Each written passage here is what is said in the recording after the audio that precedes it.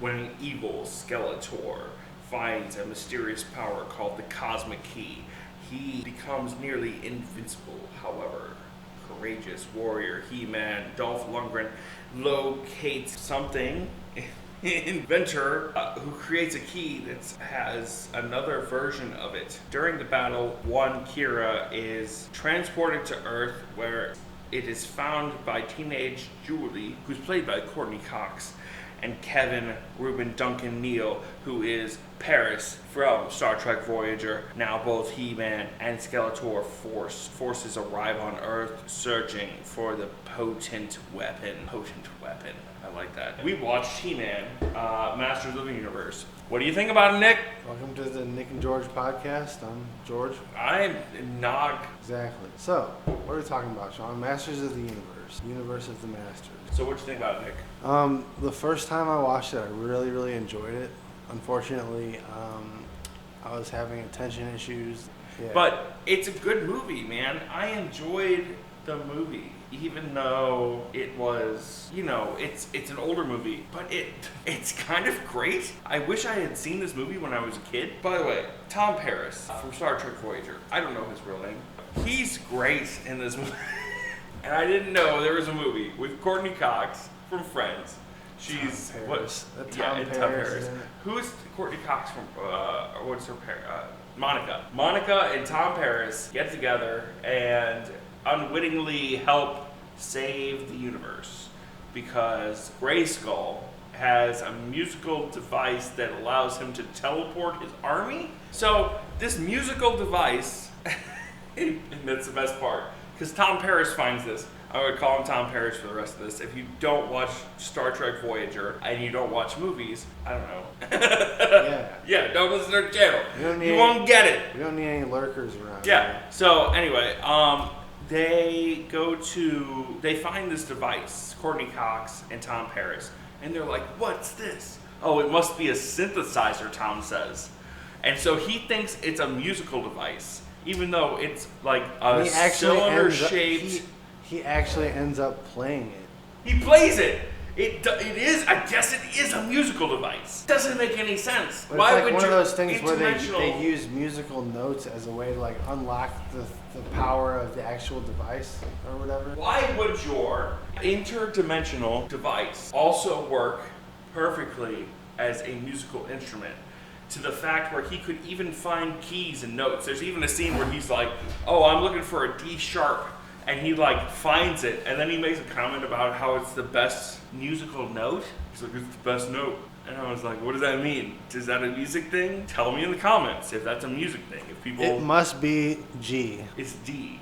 It's D? Yes. I remember specifically he said D sharp, the best musical note. D sharp? Yeah. Ew. I don't know. Is that a meme in the music community from the 1980s? Him and Monica have to they get attacked by Skeletor's goons. By the way, Skeletor's goons. Oh man, that's pretty good. I was paying more attention to Skeletor. There's a Wolfman. Oh, that Wolfman. So anyway, Skeletor has these goons. He has a Wolfman-looking guy who has armor, and then this creepy lizard guy with no face. He has another creepy lizard guy with a helmet. And then a guy who looks like a space pirate. I don't know what he's supposed to be. He looks like somebody else. Who else has one eye thing? An eye patch and metal armor. It's not an eye patch. It's like a G.I. Joe character. They send the goons down to, and also the girl from Cheers, Kirstie Alley. So Kirstie Alley is the evil witch. She's like, "I'm gonna, you need to send your goons down there to find the time portal music device." Skeletor's like, "You talked, so you get to go too." I don't know how evil leaders work. Wouldn't you think that all of their subjects would be like, "Hey, this is kind of fucked up that he keeps killing and sacrificing us. Oh well, better get back to the comm station." Anyway, so Kirstie Alley is then forced down to Earth to help find the device. I don't actually understand the movie. the movie. Well, I understand the basis of it, but just Okay, He-Man, yeah, fucking Skeletor. Shit happens. He-Man hates Skeletor. He-Man does hate Skeletor. He-Man's like, fuck Skeletor. This face in the sky, this giant face that's a prick, and then he just goes to Earth to stop Skeletor. And he gets like, no, first he tries to stop Skeletor at his lair, then he gets like bamboozled or something, and then Skeletor, he sends the device. There's a Yoda dwarf. By the way, dwarfs were funny in the 80s. They used to put people with congenital dwarfism. I don't think you're supposed to call them dwarfs, they're little people. He puts people with congenital dwarfism in these movies to heighten the mystical effect. Yeah. And it doesn't really work anymore. Like, you can't just stick a dwarf in a costume. Oh, shit. I don't know. He-Man must work out a lot because he's a big dude. Dolph Lundgren, man. Pretty sure Rocky could have beat him. It was just unfortunate. It was, man. We should have been talking about Rocky 4. Yeah, but this is a train wreck. This is. I told you, man, this movie was a train wreck for me. You've seen it before. Even the first time I watched it, it was like, okay, yeah, I'm like not interested in it. I made myself watch it because I was watching it, but like I just didn't really absorb anything from it. It's nice though. It's nice. It's just really nice, like costumes, visuals, the backgrounds. I even mentioned the sets. The sets are great. Yeah. When they're in their mystical universe, the sets are incredible. You're like, wow, that it looks all like it doesn't look real, but you can tell there was money put into them. Yeah. Dolph Lundgren looks great. Yeah, he does. I can only aspire to be that dude.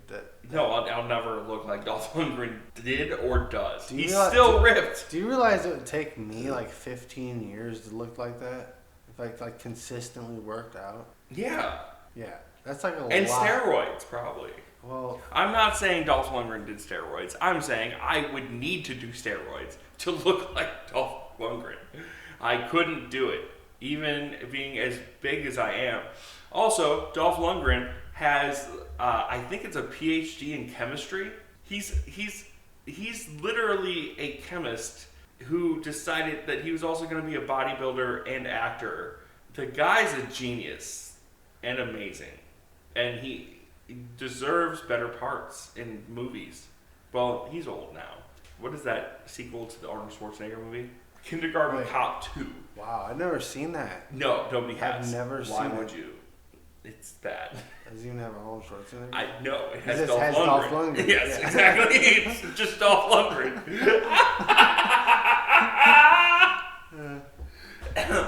Good times. Good times, man. Dolph Lundgren. Keep doing what you... Dude, Rocky 4, we need to review Rocky 4. Get 3 likes on this video. We'll review Rocky 4, my favorite Rocky movie. If we get 3 likes, I'll make it 4 likes. You have 4 likes. I'll snake in there on my other YouTube account and like it. Ha ha ha. We're baiting the system. My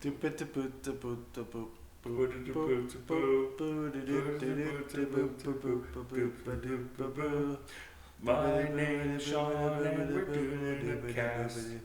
Nick is with me and he's doing a cast. We're doing it together, we're doing it for last, and every time we listen to it, we wear a cast. So go watch the movie The Mask. This is the end of the podcast. Yeah, watch The Mask. That all rhymed. Go watch The Mask. This is the end of the podcast. Oh, it is. Don't even ask. That doesn't really wear a mask. Wear a mask. be relaxed. Be relaxed and wear a mask. And wear a mask. This has been the Nick and Sean podcast. I'm George. I'm William. Thank you.